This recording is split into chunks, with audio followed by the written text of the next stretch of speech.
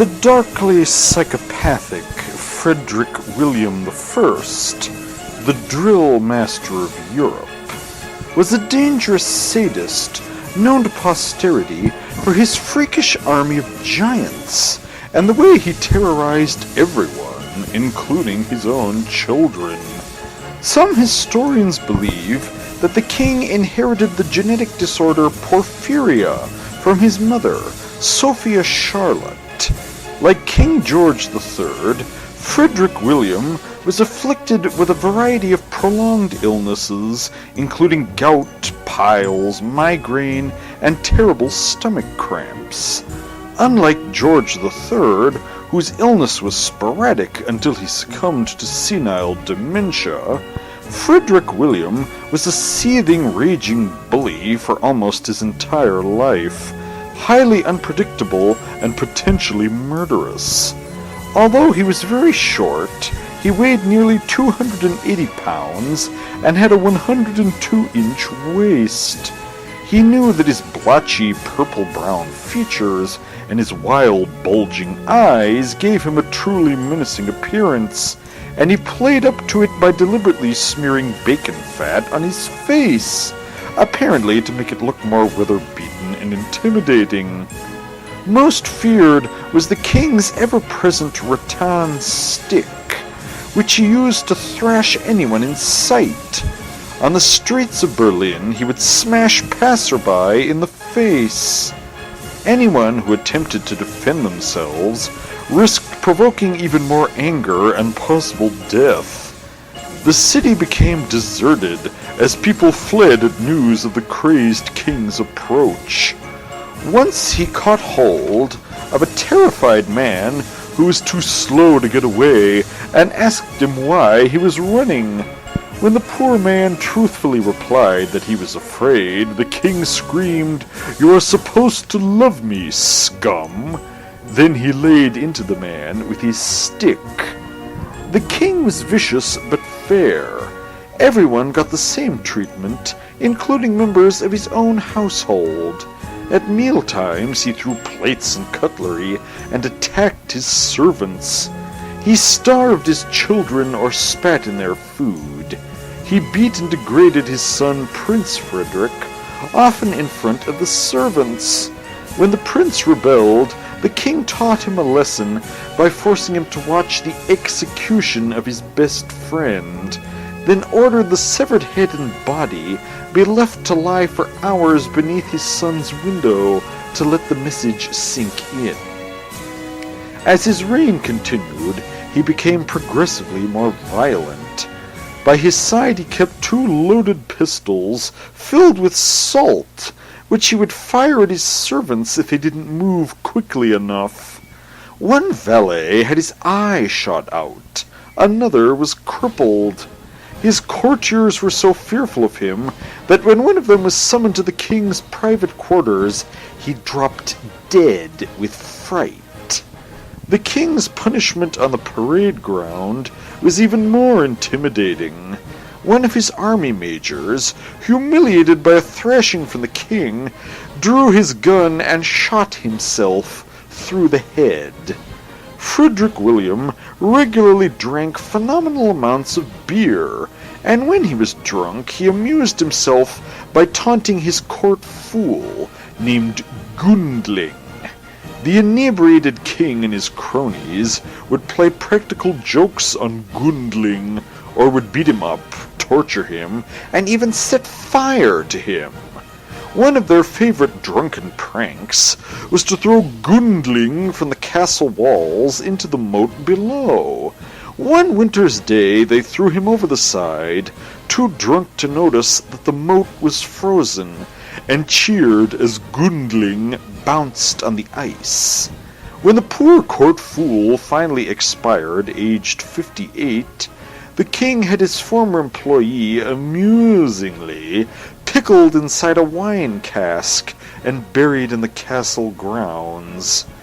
Friedrich William despised all forms of art, culture, or finery. On a state visit to the court of the Saxon king Augustus II, He smashed an entire Meissen dinner service on a whim.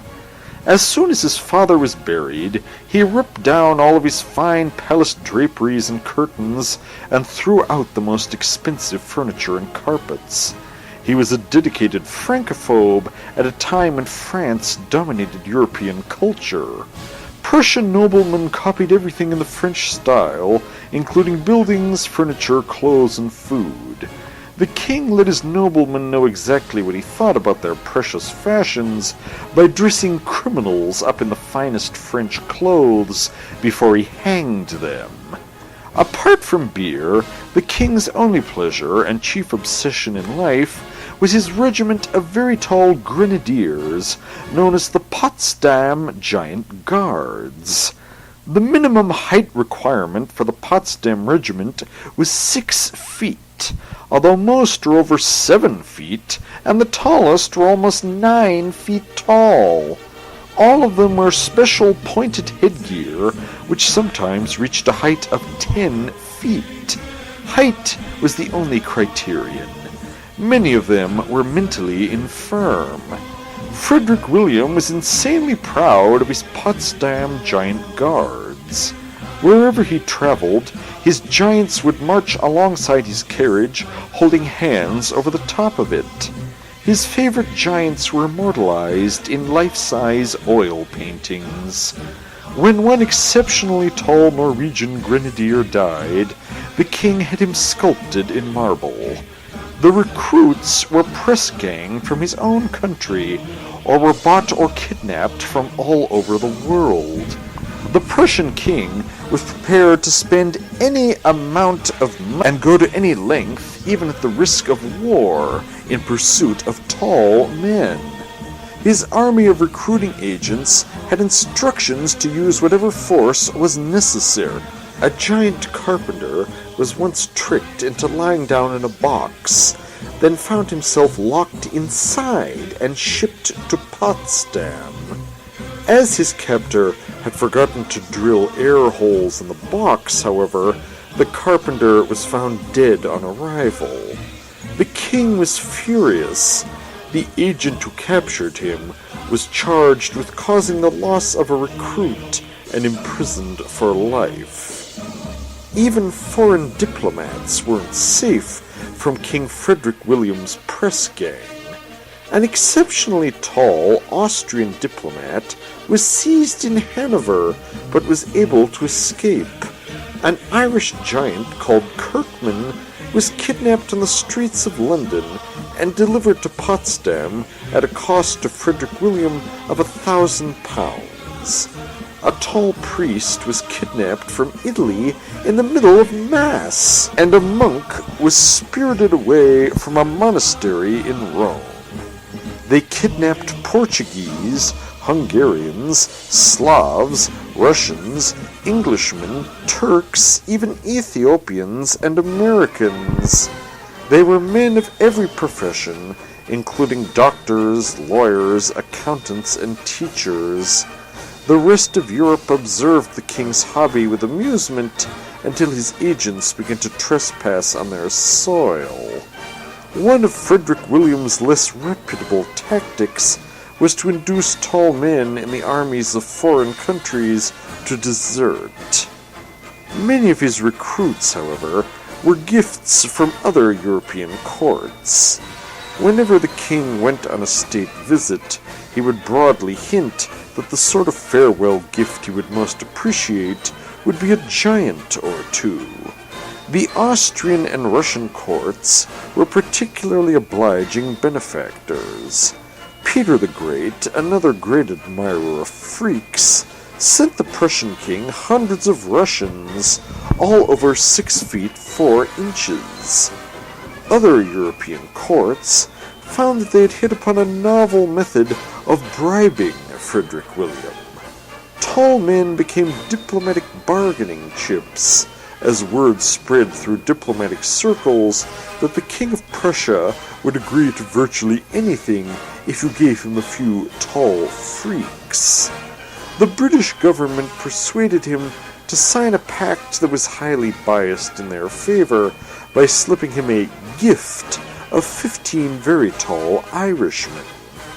The Saxon foreign minister sent Friedrich William a birthday present of 2 expensive Turkish pipes and a load of high-grade tobacco. The package was delivered by a 7-foot-tall messenger, complete with a note which contained a birthday greeting. At the bottom it read, P.S. Keep the delivery boy. The king acquired an 8-foot-tall Swede from Augustus the Strong of Saxony. Friedrich William was delighted with his new plaything, but was frustrated when the Swede turned out to be so mentally infirm he couldn't be drilled, despite many beatings. The king despaired and threw him out of the guards, probably the only time that anyone ever left the Potsdam Grenadiers freely. The poor childlike giant drifted into Berlin, where, unable to support himself, he died a beggar on the streets. When the procurement of conscripts by abduction became too expensive and too dangerous, the king turned to crude genetic engineering. Every tall male in Prussia was forced to marry a tall woman. When this breeding program proved too slow and unreliable, he went back to kidnapping. Eventually, Friedrich William acquired 2,000 of his precious giants. The price in human suffering was high. Living conditions for members of the Potsdam Freak Show were pitiful, and morale was dreadful. Almost all of the men who passed through the regiment were held against their will. They mutinied regularly, and several times they tried to burn down the whole of Potsdam in the hope of killing the king in the process.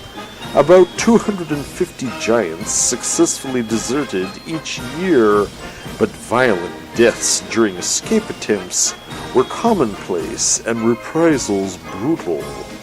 The king dispatched bounty hunters on manhunts to track them down. Those who were recaptured had their noses and ears sliced off and were locked in Spandau prison. Many of the giants resorted to self-mutilation or suicide, or took part in mercy killings of their fellow soldiers to end their misery. What was potentially the greatest basketball team in history was disbanded when King Friedrich William I died, age 52. He was irascible to the end. On his deathbed, he called for his physician and demanded to know how much longer he had to live. The doctor took his wrist, and after a few moments gravely replied that he feared the worst, as the king no longer had a pulse. "Impossible!" he roared, waving his arm in the air. "How could I move my fingers like this if my pulse were gone?" Friedrich William had made his point, but the effort killed him.